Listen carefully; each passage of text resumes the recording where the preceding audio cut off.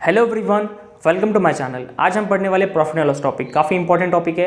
Banking exams में जो इसका वेटेज है मिनिमम 1 मार्क्स है, मैक्स टू मैक्स 2 मार्क्स है। ठीक है, चाहे बैंकिंग हो, रेलवे हो, एसएससी हो, स्टाफ सिलेक्शन हो, मतलब जो भी एग्जाम हो, जितने भी कॉम्पिटेटिव एग्जाम्स होते हैं सब में जो है प्रॉफिट एंड लॉस टॉपिक आता ही है। इसलिए प्रॉपर्ली ध्यान दीजिए, चाहे 1 नंबर के लिए हो, 2 नंबर के लिए हो, 3 नंबर के लिए हो। ठीक है, एटलीस्ट पूछा जाता है। ठीक है, मिसलेनियस टॉपिक कौन से टॉपिक होते हैं? Average, profit and loss, percentage, SI, CI. ठीक है, ये सारे टॉपिक काफ़ी इंपॉर्टेंट है और इनका एग्जाम के अंदर वेटेज काफ़ी ज़्यादा है इसलिए। ठीक है, प्रॉफिट एंड लॉस टॉपिक का बेसिक कंसेप्ट क्या है? Selling price, cost price, profit and loss, इसी पे पूरा गेम है।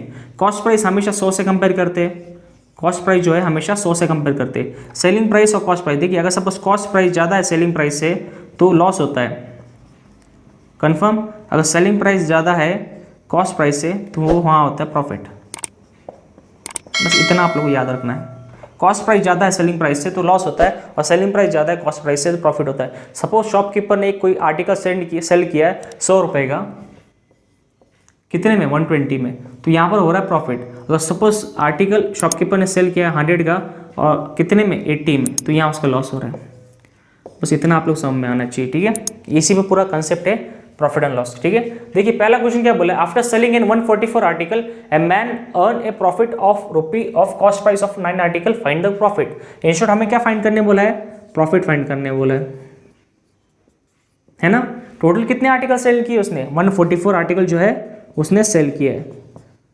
अभी देखिए मैं आपको बोलूँ, अगर एक आर्टिकल की कीमत 1 रुपीज़ है, अगर सपोज एक आर्टिकल की कीमत 1 रुपीज़ है तो 144 आर्टिकल की कीमत कितनी होगी? 144 होगा कि नहीं?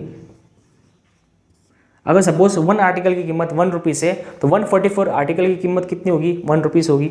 यहाँ तक समझा आप लोग को? अगर सपोज फिर देखिए, फिर उसको जो प्रॉफिट हुआ है वो कितने सेलिंग आर्टिकल पे हुआ है, सॉरी कॉस्ट प्राइस पे हुआ है ना, 9 आर्टिकल पे सेल पे हुआ है, तो 9 आर्टिकल की कीमत कितनी होगी? 9 रुपीज़ होगी, तो उसको 9 रुपीज़ का प्रॉफिट हुआ है। आया सब में?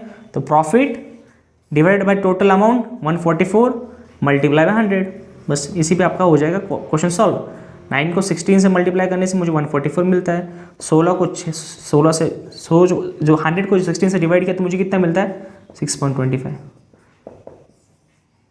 इसलिए बोलता हूँ चार्ट अच्छे से लर्न करिए, तभी आप लोगों को ऐसे questions on the spot solve हो जाते हैं। ठीक है, तो इस पहले क्वेश्चन का आंसर मिला, वो मिला मुझे 6.25। काफ़ी इजी क्वेश्चन था कि नहीं? कुछ भी नहीं था क्वेश्चन के अंदर, बस बेसिक कंसेप्ट आपके क्लियर होने चाहिए। ठीक है, चलते हैं नेक्स्ट क्वेश्चन की तरफ। आप लोग समझ में आ गया होगा ना, cost price, selling price, profit loss. ठीक है, अभी तक हम लोग क्या चेक कर रहे थे कि सेलिंग प्राइस जो है अगर ज़्यादा रहेगी तो प्रॉफिट होगा, और कॉस्ट प्राइस कम रहेगी और कॉस्ट प्राइस ज़्यादा रहेगी तो वहाँ पर लॉस होगा। इतना बेसिक आप लोग पता होना चाहिए। ठीक है, सेकंड क्वेश्चन क्या बोला है, पहले प्रॉपर्ली रीडिंग कर लेते हैं। ठीक है, देखिए a shopkeeper sell an article at 14.27% profit on it selling price. On it selling price ज़्यादातर क्या होता है कि कॉस्ट प्राइस पे बोला जाता है, पर फर्स्ट टाइम ऐसा हो रहा है क्वेश्चन में कि सेलिंग प्राइस पे बोल रहा है। ठीक है, तो 14.27 की जो फ्रैक्शन वैल्यू आती है वो आती है 1/7। कितनी आती है? 1/7। यहाँ तो समझा आप लोग को? तो 1 जो है हमारा प्रॉफिट है, प्रॉफिट ही दिया है ना, प्रॉफिट है, और ये जो हो गया वो हमारी सेलिंग प्राइस हो गई। कितनी होगी? सेलिंग प्राइस हो गई। ठीक है, उसके बाद क्या बोला है? Find the actual profit.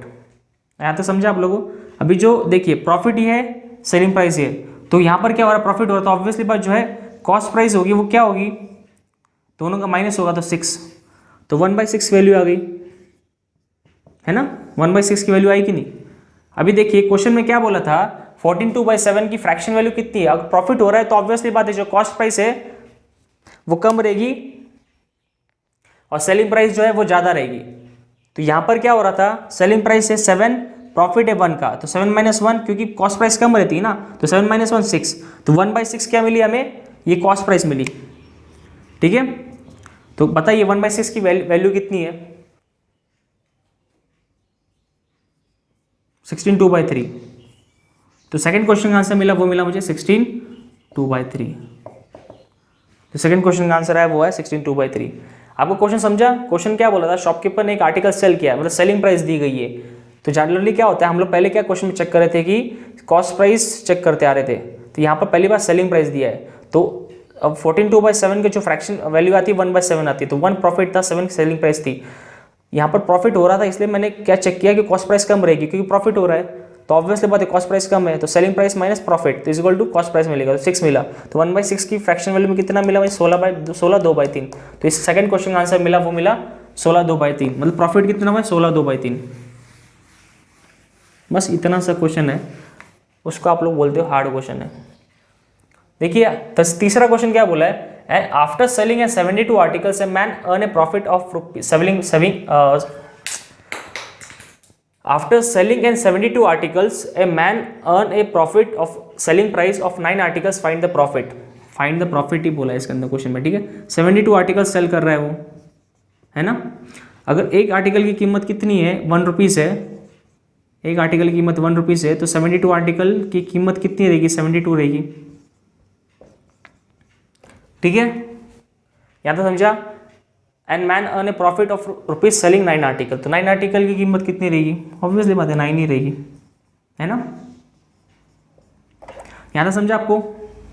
अभी देखिए इसमें क्या बोला था, प्रॉफिट हो रहा है, तो ये देखिए 72 जो है हमारा वो क्या है, देखिए 72 जो है हमारा वो कॉस्ट प्राइस है, प्रॉफिट ऑफ सेलिंग प्राइस बोला है ना, तो profit of selling price, sorry देखिए सेलिंग प्राइस क्या है हमारी 72 है, प्रॉफिट कितना हो रहा है, प्रॉफिट कितना हो रहा है, 9 का हो रहा है, 72 माइनस 9 63, तो 63 हमारी क्या है, कॉस्ट प्राइस है, तो 63 हमारी क्या है, कॉस्ट प्राइस है, 9/63 मल्टीप्लाई बाय 100।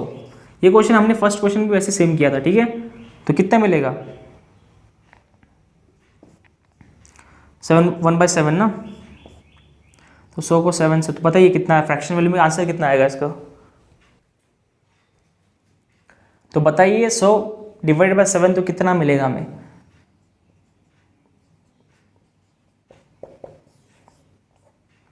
14 2/7% मिलेगा। तो प्रॉफिट कितना हो रहा है थर्ड क्वेश्चन में, 14 2/7। कितना इजी क्वेश्चन था कि नहीं। बस हमें बेसिक कंसेप्ट क्लियर होने चाहिए। जैसे एक आर्टिकल की कीमत 1 रुपये मैंने कंसीडर किया, तो 72 आर्टिकल की कीमत कितनी है, 72 रुपीज़। यहाँ तो समझा। उसको प्रॉफिट जो हो रहा था 9 आर्टिकल की कॉस्ट प्राइस का प्रॉफिट हो रहा था, तो 9 आर्टिकल की कॉस्ट के प्राइस कितना है, 9 रुपीज़। तो 9 मैंने ऊपर लिखा, और ऑब्वियसली बात है अगर सेलिंग प्राइस है, ये कॉस्ट, ये प्रॉफिट है, देखिए इसमें प्रॉफिट हो रहा था इसलिए मैंने जो है कॉस्ट प्राइस कम रखा, सेलिंग प्राइस ज़्यादा रखा। सेलिंग प्राइस 72 है तो कॉस्ट प्राइस कम रहेगी, तो 72 माइनस 9 63, तो 63 हमारी कॉस्ट प्राइस आ गई। यहाँ तो समझा। Profit divide by cost price multiply by 100, 100/7 मिलेगा।